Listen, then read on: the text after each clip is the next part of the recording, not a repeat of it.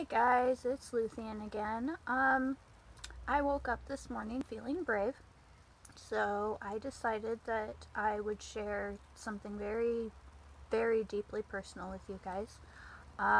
It is emotionally speaking, it's the second biggest trauma that I've been through, but it's definitely the one that has caused the most PTSD issues with me. It's caused the most issues with my everyday life, etc. So I'll explain more as I get into it.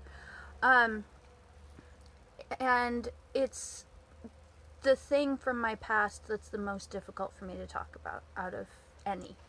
I do want to warn you, if you have suffered abuses at the hands of the medical field, or if you are a sexual abuse survivor, there's probably going to be some triggers in here for you, so watch with caution, because self-care is important, and I'm really bad at that, but I'm trying, and everyone should try to make sure that they are taking care of themselves. Now, I have a very demanding cat on my lap that keeps, like, bumping up against my hands, so I'm sorry that the video is a bit shaky, very shaky. Eventually, I'll be one of those, like, professional people that, like, sits their cameras somewhere. But the phone case that I have, I'm recording on my phone, the phone case that I have is, it doesn't, the way it stands up, it will, like, slide and fall, so it would keep, like, showing you guys the ceiling and stuff, so I didn't want to do that. Anyway, so, oh, and one more thing, I use a vaporizer. I love this thing. It's an alien smoke, I think. Anyway, whatever. I think it's rude to, like, you know, pause your story in the middle to, like, take a drag and stuff, but, you know, telling difficult stories can lead to needing comforts, so, if I, you know, use it during this video, that's why. So, in 2002, settle down, honey, settle down, settle down. In 2002, I was living in Kansas. Yes, I'm a lesbian, but like many of us that grew up in very, very strict Christian environments in the Bible Belt, I tried to, you know, do the normal thing. I got married. I was married for 5 years. This story, you know, I will talk about my husband. So that's that. So December 11th of 2002, I was working at an adult video store because, as some of you may remember, 9/11 happened in September of 2001. Well, Wichita, Kansas, nearly the entire economy was based on the fact that they had a Boeing, a Raytheon, and a Cessna plant there. So most of the people that lived there were, you know, employed by those companies, or they worked for companies that helped support those companies, etc., you know. And so the economy there took a really hard hit, and it was very difficult to find work. I'm not saying there's anything wrong with working in adult video stores. Now I would take no issue with it. Back then, it was a last resort kind of job. I was much more of a scaredy cat when I was 21 than I am at 36. Anyway, so I was 21 years old, December 11th, 2002. I had a horrible, horrible stomach ache. It was hot. It was burning. Anytime I tried to even take a sip of liquid, I would vomit it back up. I had a fever. And my husband wanted to take me to the hospital. And I didn't know what was going on. I felt really sick. It seemed like I should go to the hospital. At the same time, I just had this feeling like something bad was going to happen. And I was like, no, no, please don't make me do this. Something bad is going to happen. Let me ride this out. Well, he didn't want to do that. So, he ended up picking me up and carrying me into the car, and I was in enough pain that I was not physically capable of resisting, and took me to the hospital. When they wanted me to sign myself in, the pain was affecting my body enough that I was not capable of signing my own name. My writing was illegible. So they decided that that meant that I was sick enough that they needed to commit me against my will, meaning they decide when I can sign myself out, I'm not allowed to. This is the first of 2 times I have been kidnapped by a hospital when I feel I was still clear thinking. No, I didn't have any drugs in my system, if anyone's wondering, because that's what the doctors decided. It was either drugs or an STD, and I don't get that, but whatever. No drugs in my system, no STD. So I get in the room, and, you know, my husband's there, and just sitting there. Now, video for another time, May of 2002, my first child died. We were in a car accident, and when I was being treated after that, I was in that room, the exact same room, and my husband was in there then, and they had, you know, 2 doctors, 4 or 5 nurses. You know, I don't actually know the ranking of the people that were in there, but there were, you know, 6, 8 people in there at once, that were working on me. So giving you an idea of the size of the room. So it's just me, my husband, and this nurse, and she walks in, and she looks at him, and she goes, "I can't work on her with you here, you have to leave." And I was like, I don't want him to leave, you know, I'm in pain, I'm scared, I want him to stay. And, you know, this is my husband, you can't kick him out. And she goes, "Well, I'm going to call security and tell them he's being belligerent, or he can leave." So, him being the man that, you know, always stood up for what was right, he said, "Okay, don't call the cops," and left. So then she said that they needed to do a pelvic exam, which, you know, it's the same thing as a pap smear. They just, for some reason, call them different names. And I said, no. I can tell you that this is in my digestive tract. It is not an STD. It's not even in the right spot. You know, it was a very isolated spot that was over on the right side of my stomach, about at the same level as my belly button. And she said, "Well, it's policy." And I said, "Then I want to sign myself out." And she said, "You can't do that." And I said, "Then I want to talk to someone else. I'm not consenting to you doing this." And she said, "Why are you being such a big baby?" And she pushed me down onto the bed, and she strapped down my arms and my hands, my chest, and then put my feet in the stirrups and strapped down my legs. And I was crying and saying, "No, please don't do this," and screaming, "Help, somebody help me." And the doctor came in through a side door. She had locked the main door as soon as my husband had gotten out. I didn't know that there were side doors. I've never seen those in any other emergency room, but in this one there was. And, you know, I was telling him, "Please don't do this. I'm not comfortable with this. I don't want you to." And she was telling me I was a big baby, and, you know, you're supposed to get these exams every year, you know, being very berating. And of course, they didn't listen to me when I said not to. They performed the full exam anyway, with, you know, the speculum in the hands and everything. And that was extremely terrifying. Of course, that was a rape. That was not okay. I mean, the whole time I was screaming help and telling them no and stop.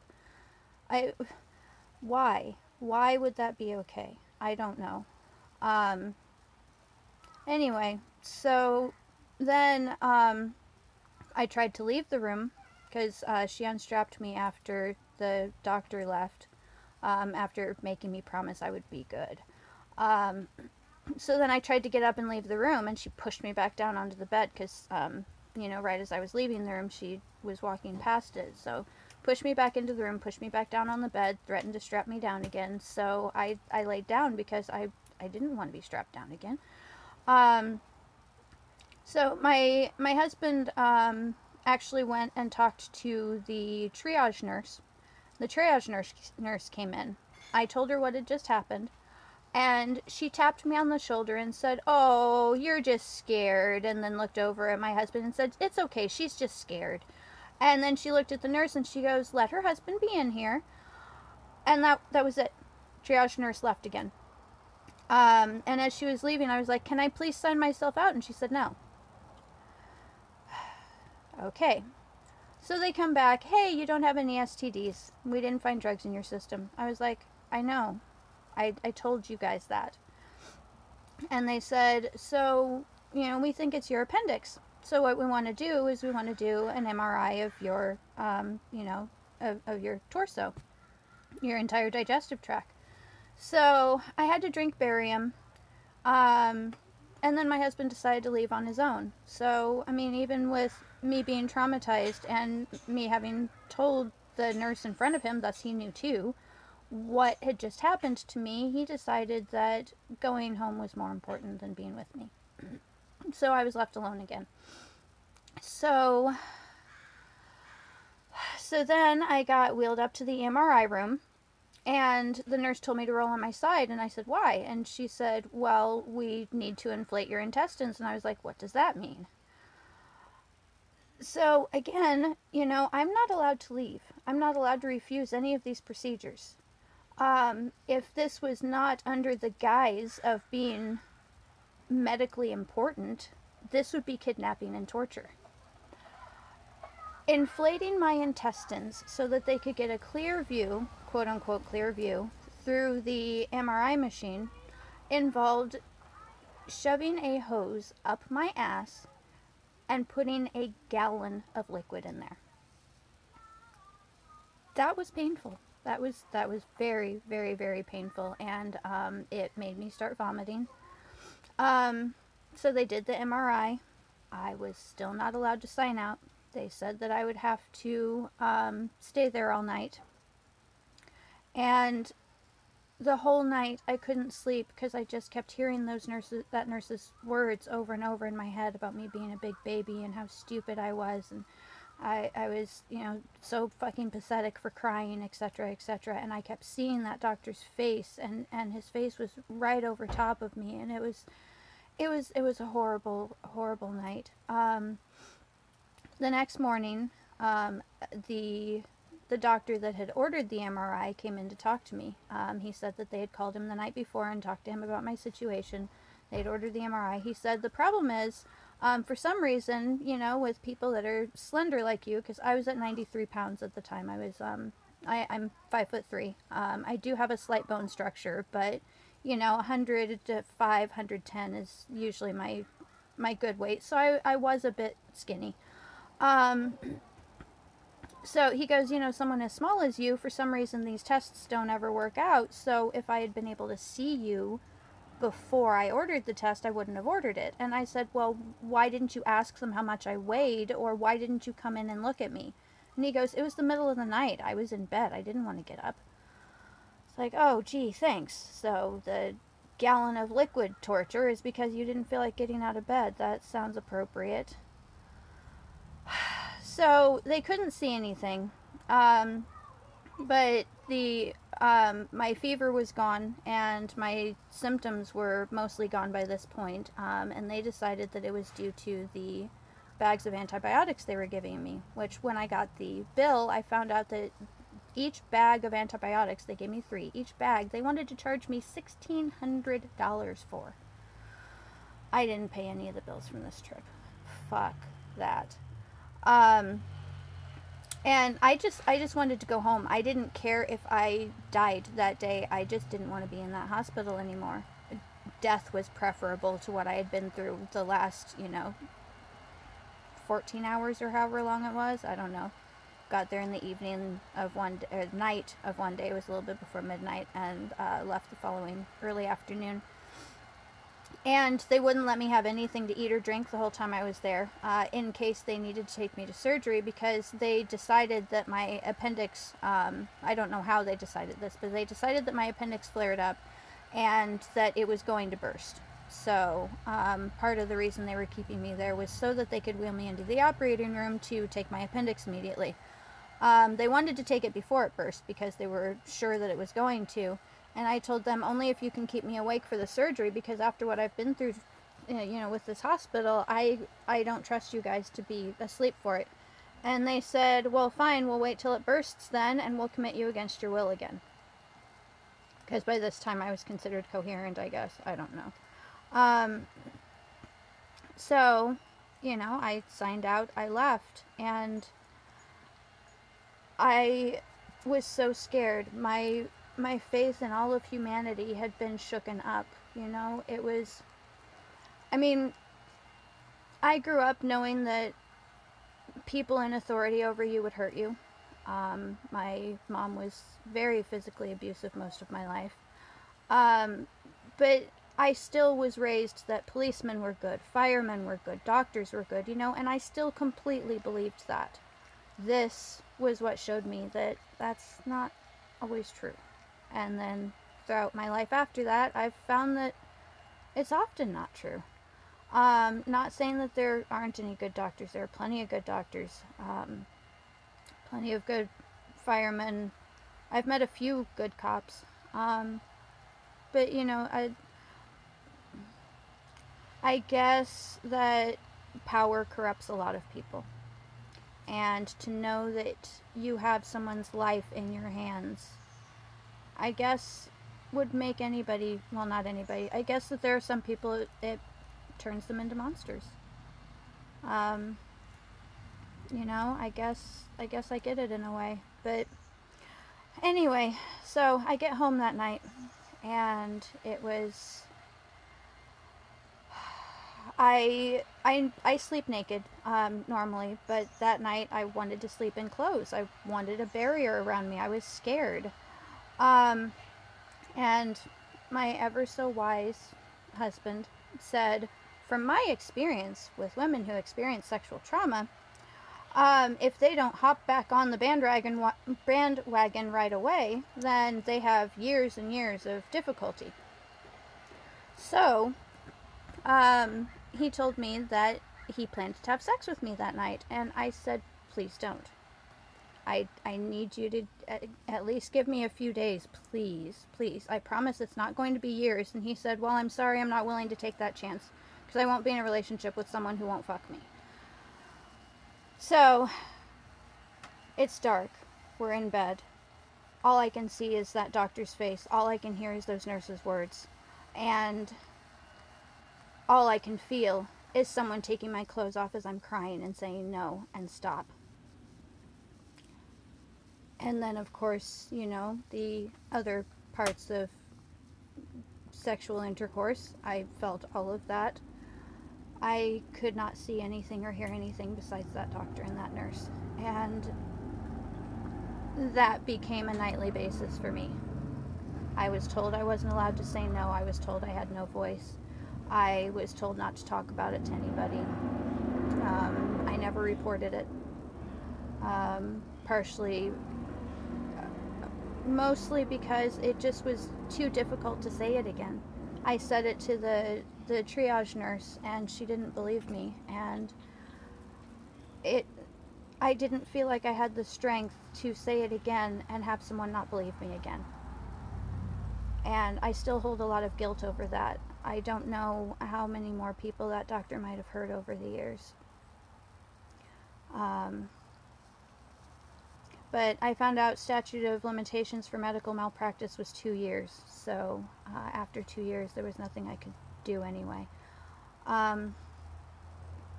Because, you know, anyway, whatever. So there's that story. You know, I'll talk more in other videos, I'm sure, about how it affected me. But just basically, it took me 8 years to be willing to go into a hospital again at all as a patient. I did go in one other time when we thought my son had broken his leg, but as a patient, and that was only because I was having a miscarriage. So if it had been something health related for me that didn't deal with another person potentially being hurt, I wouldn't have gone. I only went because I didn't want my baby to die, which that's a story for another time too. So there you go. Ask me questions, leave comments, whatever. If you want to hear more about the interesting things that I've been through, feel free to subscribe, and take care of yourselves. Alrighty, bye.